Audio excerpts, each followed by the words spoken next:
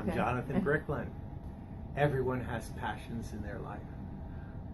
They love talking them as well.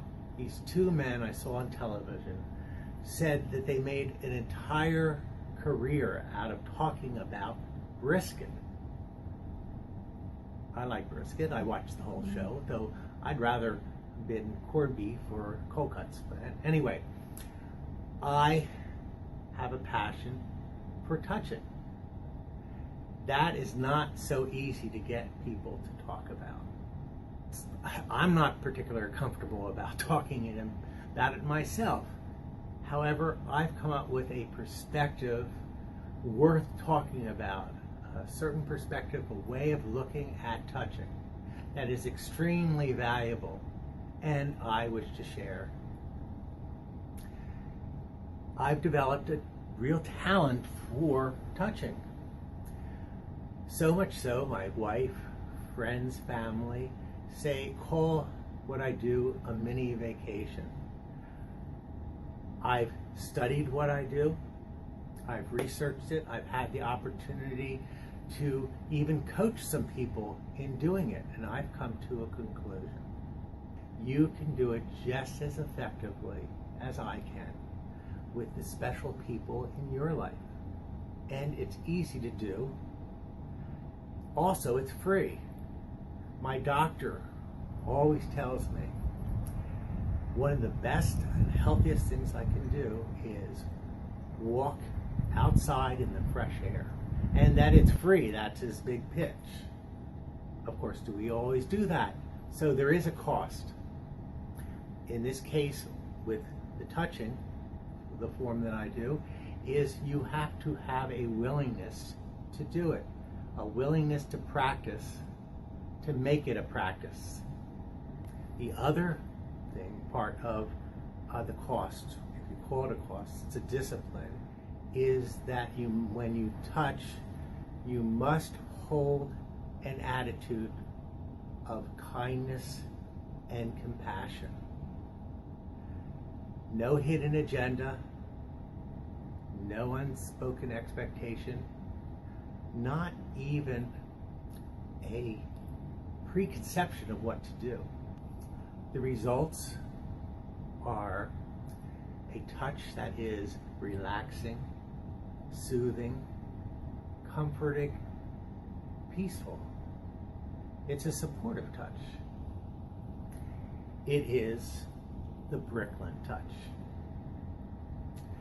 I'm telling you, my wife, after a few minutes of doing this many times, has said to me, all past transgressions are forgiven. That's a pretty powerful tool to have in one's toolbox. It helps to have some technique. So I'll start with your hand. And it's a hand to body touching.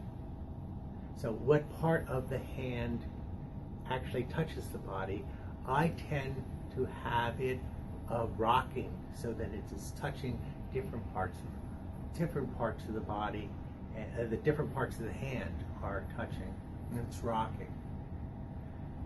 It is a straight gliding motion that you're doing, a circular, smaller circular buffing type motions, and some squeezing.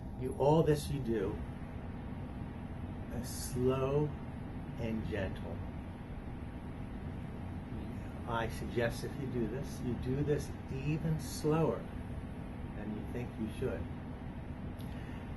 You're not doing it so gentle in that it's tickling, but it is a minimal amount of exertion. There is a flow to what you are doing. I tend to like to have different images that I hold that are like the flow, such as an ocean wave hitting in and out on a sandy beach. One of the most effective ways of keeping that flow, and especially also if you lose that focus, is to can focus on your breathing. Breathe fully in a relaxed, comfortable way. You'll find that the touching that you're doing starts to synchronize with it and gets to be slow and gentle, just naturally from your breath. Ultimately, what you decide to do, and what is decided, is between you and your partner. Mostly will be private. However, unconsciously, you may already be doing it in public, such as squeezing shoulder, or while you're in line, or sitting next to each other, or standing next to each other, or giving a friend a supportive squeeze on the shoulder for encouragement. So be conscious of this opportunity.